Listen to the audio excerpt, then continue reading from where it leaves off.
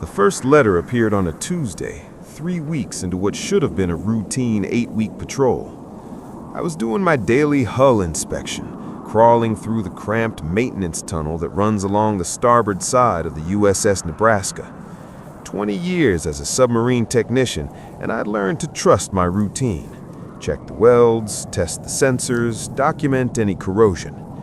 The ocean's always trying to kill you at 400 meters, so you respect the routine. You don't survive 2 decades underwater by getting sloppy. The tunnel's barely wide enough for a grown man to squeeze through, and I was on my back, sliding along on a maintenance dolly, my flashlight scanning the interior hull plating. Standard procedure. I'd done this exact inspection maybe 1,000 times across 6 different boats. That's when I saw it.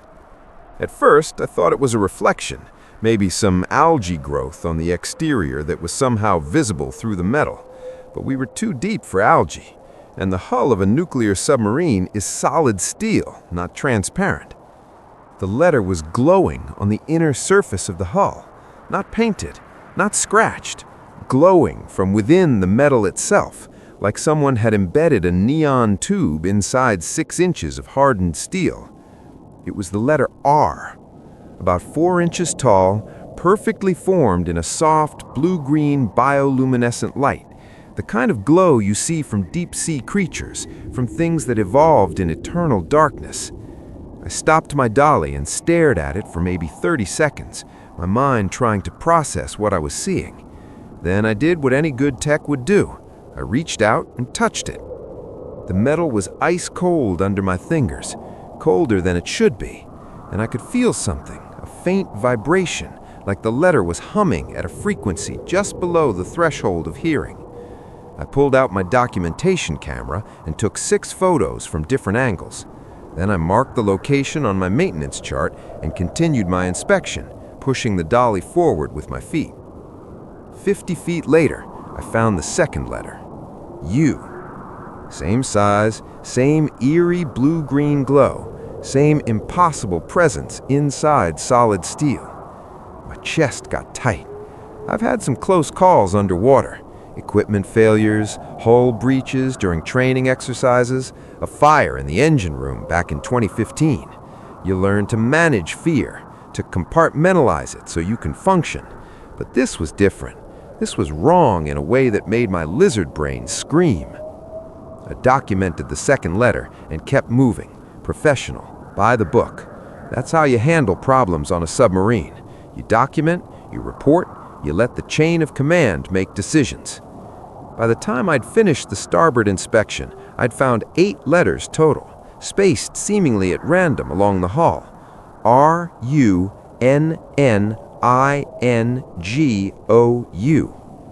I didn't need to be a genius to recognize they were trying to form words, and I definitely didn't like where those words might be going. I reported my findings to the chief of the boat, Master Chief Daniels. He'd been submarine Navy for 30 years, had that weathered look of someone who'd seen everything the ocean could throw at you and wasn't impressed. He looked at my photos on the camera's small screen, his expression never changing. "You sure these aren't artifacts from the camera? Lens flare or something?" I touched them, Master Chief. "They're real. They're on the hull." He was quiet for a moment, studying the images. "And they're on the inside of the hull?" "Yes, Master Chief." "That's not possible." "I know, Master Chief." He handed the camera back to me. "I'm sending you back down there with Sullivan. You two do a complete hull inspection, interior and exterior cameras. I want documentation of every inch. If there's more of this, I need to know." Sullivan was one of the younger techs, only 3 years in the Navy, but solid. We geared up and headed back into the maintenance tunnels, this time with the exterior hull cameras deployed on their articulated arms. It took us 6 hours to complete the full inspection. We found 43 letters total, scattered across the entire hull in no apparent pattern. Some were clustered together, others isolated, all glowing with that same bioluminescent light. The communications tech pulled up a hull visualization program and started plotting the letters as they'd appear from outside the submarine, accounting for the curve of the hull. The words appeared. Running out of time. Jesus Christ, Sullivan whispered. I felt that cold sensation again, the one that had hit me when I first saw the glowing letter. Keep going, see if there's more. He plotted the remaining letters, his hands shaking slightly as he typed. The complete message read, "Running out of time. They know you're here. Dive deeper." Master Chief Daniels stared at the screen for a long time. Then he picked up the comm and called the captain. Captain Reeves was one of those career officers who'd commanded 4 different submarines and had a reputation for being unshakable. When he arrived in the tech bay and saw our findings, he became the first person I'd ever seen actually shake. "This is some kind of prank," he said, but his voice had no conviction. "Someone's projecting lights on the hull from outside." "Sir, we're at 400 meters," I said. "There's nothing down here that could project light with this precision, and the letters are inside the hull. I touched them." "That's not possible." I know, sir. He studied the message for another minute. The part about diving deeper, that's concerning. Yes, sir. Because the only reason something would tell us to dive is if there's a threat at our current depth. Or it's trying to lure us deeper, Sullivan offered. Captain Reeves shot him a look that could have frozen seawater, but he didn't disagree. "I'm convening an officers' meeting. You two get some rest, but I want you on standby in case we need more inspections." I didn't rest. I couldn't. Instead, I went to the submarine's small library, a collection of technical manuals and a handful of books for recreation. I pulled out everything I could find on bioluminescence, deep-sea phenomena, anything that might explain what we'd seen. Bioluminescence is common in the deep ocean. 90% of creatures below 500 meters can produce light through chemical reactions. They use it for hunting, for mating, for communication. But those are biological processes. This was light appearing inside manufactured steel. Unless I pulled up the submarine's maintenance logs on my tablet, going back through every inspection report for the past 2 years. Nothing unusual. Standard wear and tear, a few sensor replacements, routine maintenance. But then I found something in the procurement records. 6 months ago, the Nebraska had undergone a retrofit. New sonar baffling, upgraded acoustic panels, and something called bioreactive hull coating, an experimental paint designed to reduce the submarine's acoustic signature by mimicking the sound-absorbing properties of certain deep-sea organisms. The coating had been developed by a private contractor, Biomarine Solutions. I'd never heard of them. I tried to access more information about the coating, but most of the technical specifications were classified. What I could find was concerning. The coating contained biologically derived polymers and self-organizing nanostructures inspired by deep-sea bioluminescent organisms. They'd essentially painted our hull with something alive, or something that was alive. I was still reading when the alarm sounded. Not the general alarm, but something worse, the collision alarm. Short, sharp blasts that meant we'd detected something on sonar, something close enough to be a threat. I ran to the control room. Captain Reeves was standing behind the sonar operator, staring at the screens. "What have we got?" I asked, probably breaking protocol, but nobody seemed to care.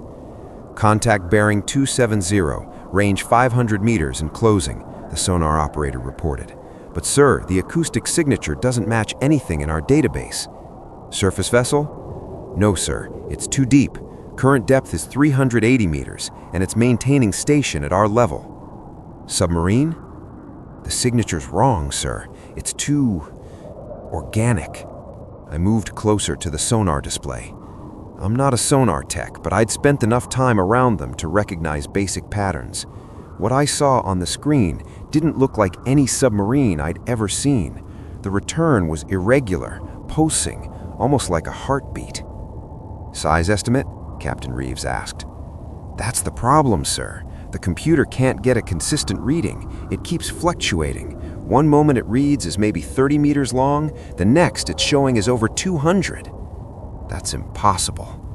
"Yes, sir." Captain Reeves turned to the officer of the deck. "All stop. Rig for silent running."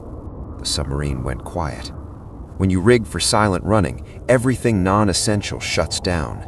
No unnecessary movement, no talking above a whisper. You become a ghost in the water, trying not to be noticed. The contact on sonar didn't move. It just sat there, 500 meters away, pulsing. We stayed like that for 20 minutes. Then, the bioluminescent letters on the hull began to change. Sullivan called it in first. He'd been monitoring the hull cameras, and he saw it happen in real time. The existing letters started to fade, and new ones appeared. I pulled up the feed on my tablet. The letters were forming faster now, whole words appearing in seconds rather than the hours it must have taken for the first message. The new message read, "It's circling. You need to descend. Maximum depth. Now." "Sir," the sonar operator said, his voice tight. "Contact is moving, circling us, range constant at 500 meters. "Identify it," Captain Reeves ordered. "Still unable to classify, sir." I looked at the hull message again. Maximum depth for an Ohio-class submarine like the Nebraska was classified, but it was somewhere around 800 meters, maybe a bit more. We were currently at 400. Going deeper meant pushing closer to crush depth, where the ocean's pressure could collapse the hull like an aluminum can. "Sir," I said, probably overstepping again. "The hull coating, the bioreactive material we had installed 6 months ago, I think it might be responding to something out there." Captain Reeves looked at me. "Responding how?"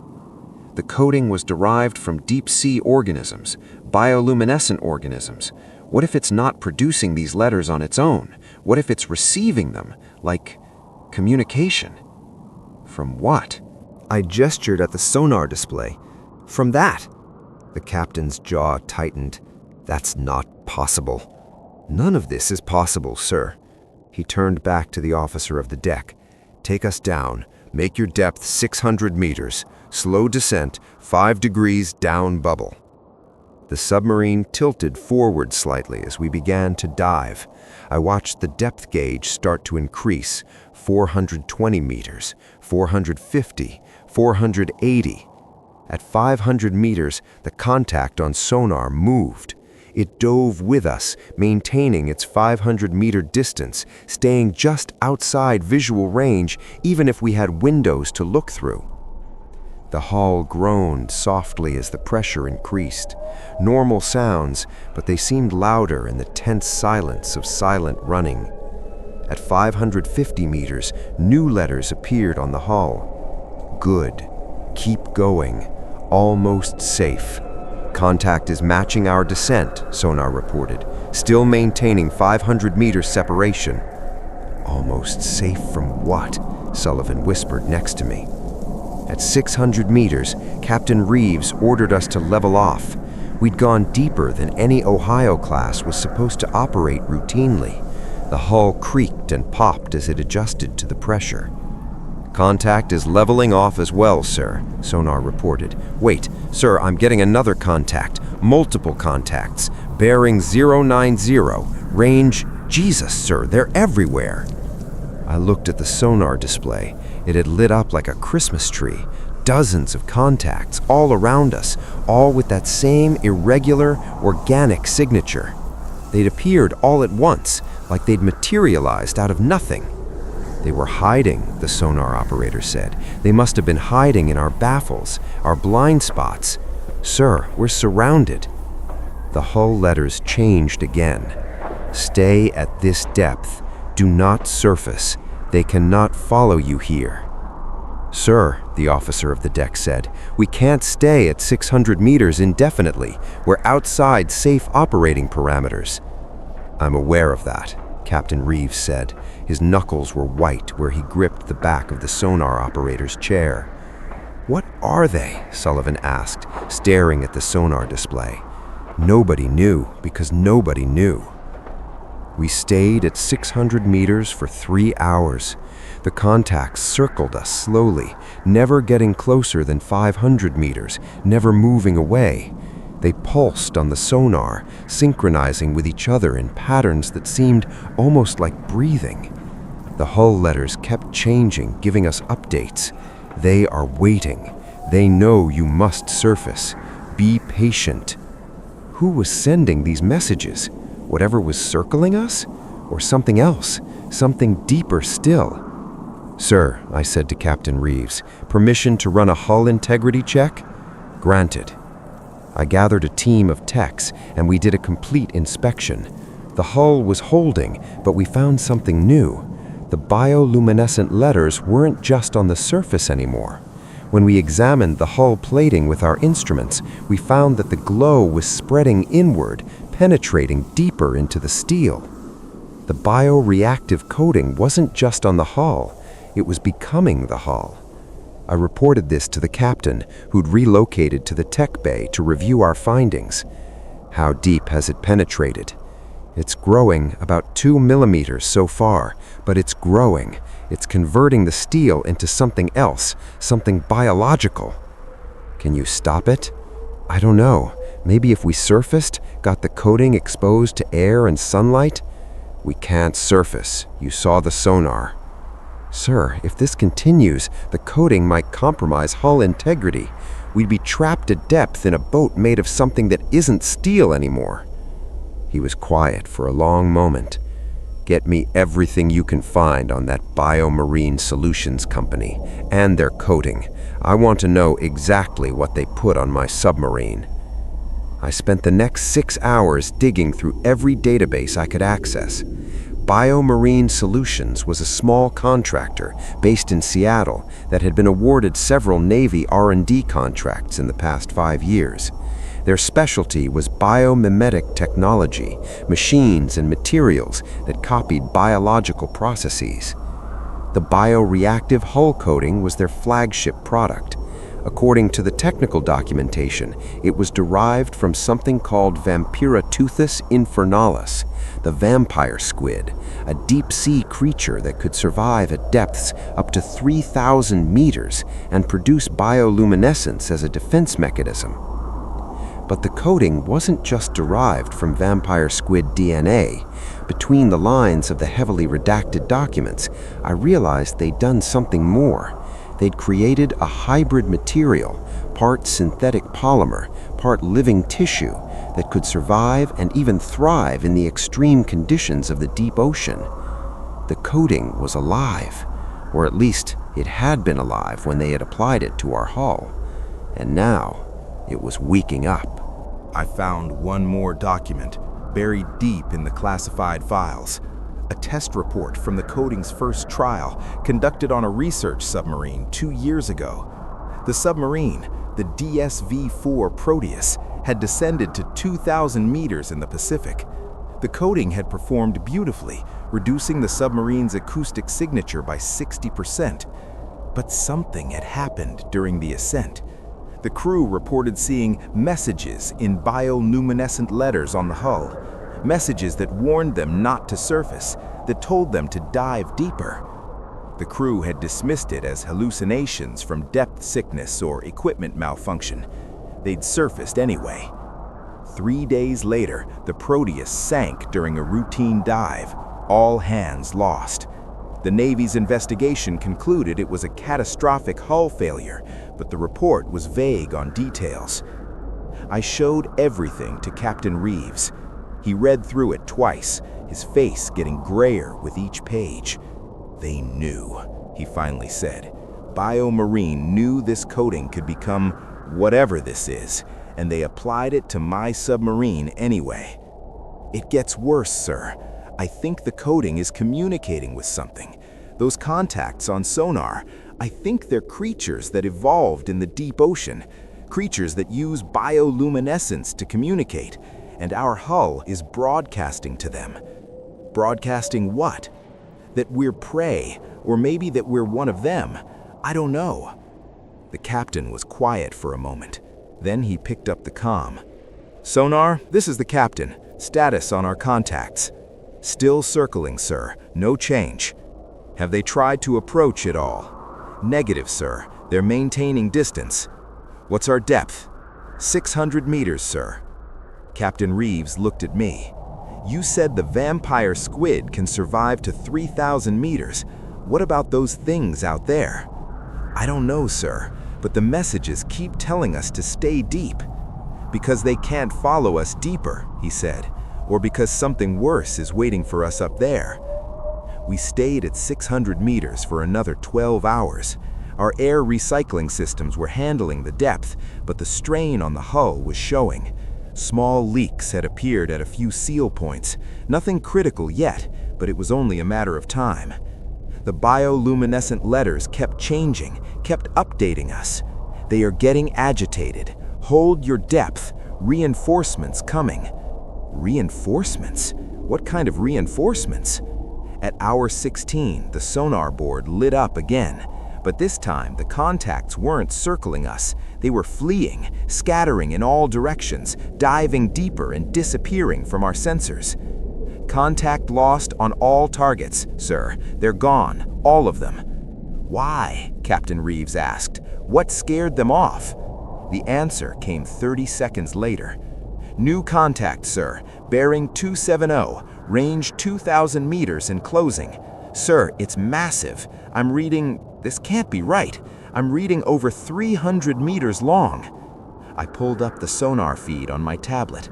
The contact was enormous, a return so large it filled a quarter of the screen. And it was ascending from below us, rising up from depths our sonar could barely reach. The hull letters changed. Help has arrived. Remain calm. You are safe now. Sir, I said, I don't think whatever that is qualifies as help. The massive contact rose past our depth, ascending toward the surface. As it passed us, I felt the submarine shudder, not from impact, but from the water displacement of something so large moving so close. It kept rising, and the smaller contacts on sonar began to reappear, but they were fleeing upward now, chasing the massive contact toward the surface. They're not fleeing from it, the sonar operator said. They're following it, like it's leading them. The hull letters confirmed it. The shepherd has led the flock away. You may surface safely now, but you cannot stay in these waters. Captain Reeves ordered us to begin a slow ascent. As we rose, I watched the bioluminescent letters on the hull. They didn't fade exactly, but they became less bright, less urgent. By the time we reached 200 meters, they were barely visible. At 100 meters, they disappeared entirely.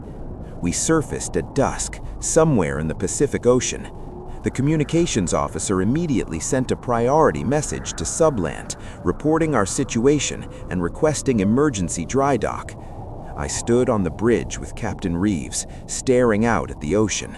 It was calm, almost mirror flat, giving no indication of the horrors that lurked below.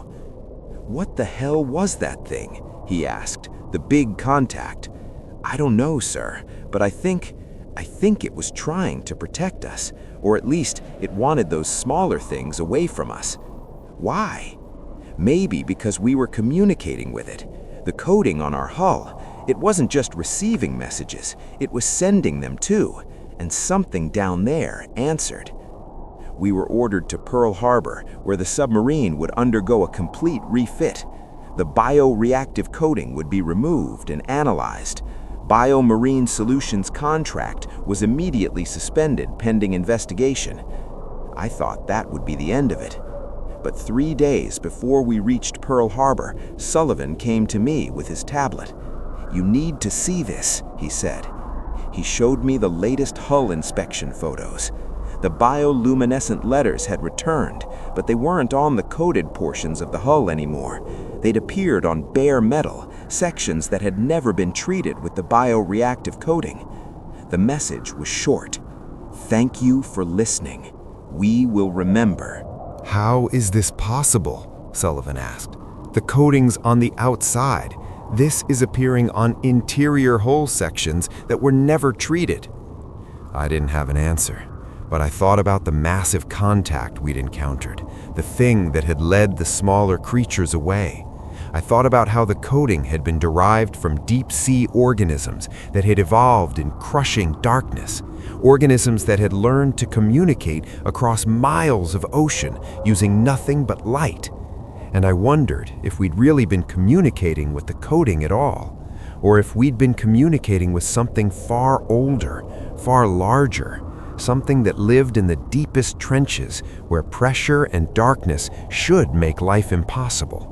Something that had evolved intelligence in an environment humans could never survive. The Nebraska reached Pearl Harbor and entered dry dock.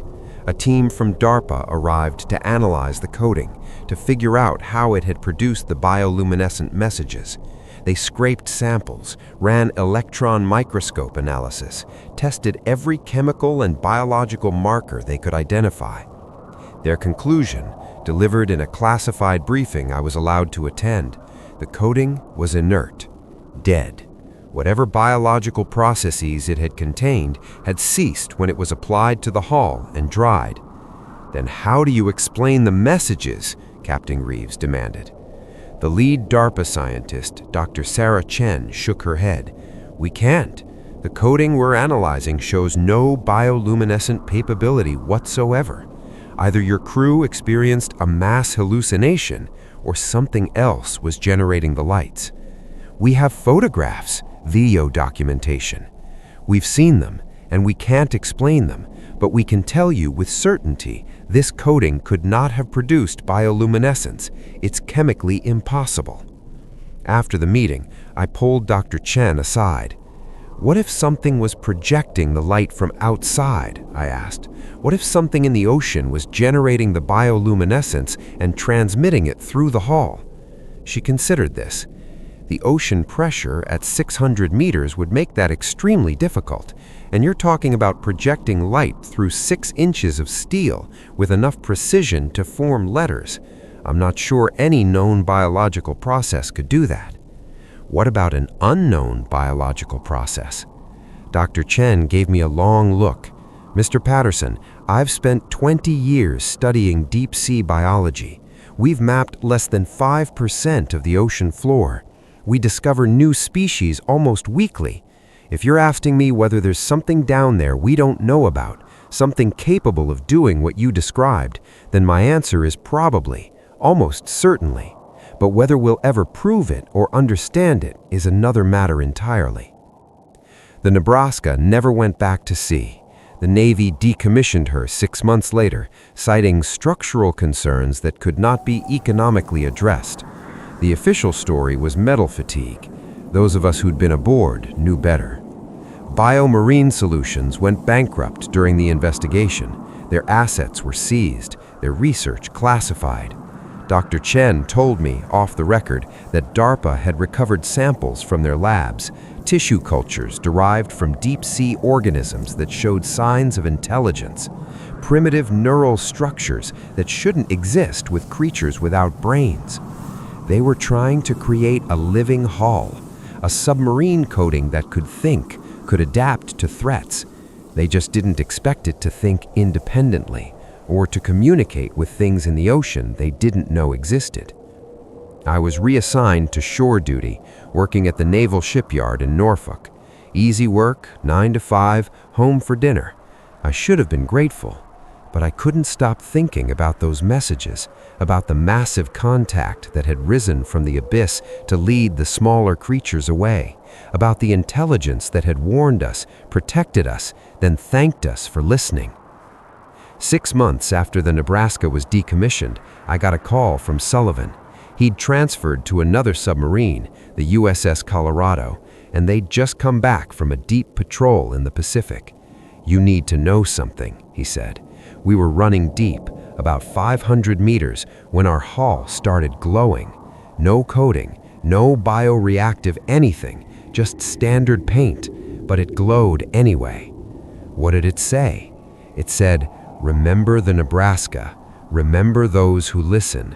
Tell your kind to stay away from our deep places, and we will leave your shallow waters alone. This is the only warning you will receive." I reported this up the chain of command. I was told, politely but firmly, to let it go, that the Navy had no interest in pursuing unexplainable phenomena, that some things were better left as mysteries. But I kept researching. In my off hours, I dug through maritime incident reports, submarine patrol logs, anything I could access, and I found a pattern. Over the past 50 years, submarine incidents in the Pacific, unexplained sinkings, mysterious contacts, equipment failures at depth, all clustered around specific coordinates that corresponded to the deepest ocean trenches, places where the ocean floor drops to 8,000 meters or more, places where the pressure is crushing and the darkness is absolute, places where, according to conventional biology, complex life shouldn't exist. But it does exist. I'm certain of it now. And it's intelligent. Intelligent enough to communicate, to warn, to negotiate territorial boundaries with a species it must view as dangerously unpredictable children playing with technology we barely understand. The last message we received on the Nebraska keeps echoing in my mind. We will remember.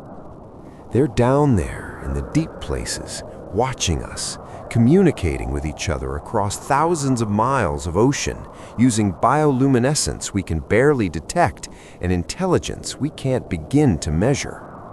And they've marked certain submarines, certain crews. They remember those who listened to their warnings. I wonder sometimes what would have happened if we hadn't descended when they told us to, if Captain Reeves had ordered us to surface instead. Would we have made it? Or would we have joined the Proteus and all those other submarines that went down with all hands, their final moments forever classified, their crews buried with medals and ceremonies, but no explanations? I'm thankful we listened, thankful that something down there chose to help us rather than destroy us. But I'm also terrified, because I know now that we share this planet with an intelligence that dwells in the majority of Earth's surface, the deep ocean, and we've barely begun to understand it. And I know from those messages that it's watching us, judging us, deciding whether we're worth coexisting with or whether we're a threat that needs to be eliminated. The Navy knows this too, even if they won't admit it officially. Why else would they decommission a perfectly functional submarine? Why else would they cancel all deep-water bioreactive coating research? They know, they just don't know what to do about it. So they do nothing. They classify the reports, transfer the crews, pretend it never happened. But I was there. I saw the letters glowing on the hull. I felt that massive presence rise from the abyss. And sometimes, late at night, I dream about being back on the Nebraska, back in the maintenance tunnel, sliding along on my dolly, my flashlight illuminating that first impossible letter. Except in the dreams, the message is different. It says, "You were warned. You did not listen. Now we are coming up." I wake up sweating, heart pounding, and I check the news compulsively, watching for reports of submarine accidents, of unexplained seismic activity in the deep trenches, of mass strandings of deep-sea creatures in shallow water. So far, nothing. The truce holds. But I know it won't last forever. Humans are curious. We push boundaries. We explore places we shouldn't go. Eventually, some submarine captain will ignore a bioluminescent warning. Some research vessel will dive too deep into the wrong trench. And then they'll stop warning us. Then they'll stop being patient. I hope I'm wrong. I hope the pattern I found in the incident reports is just coincidence. I hope those massive contacts the Navy won't acknowledge are just equipment glitches. But I've seen the impossible.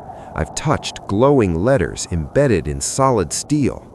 I've felt the ocean shudder as something 3 times the size of my submarine passed beneath us. I know what's down there, and I know they're watching. Always watching, waiting to see if we're wise enough to respect the boundaries they've set, or foolish enough to cross them. The deep ocean isn't empty.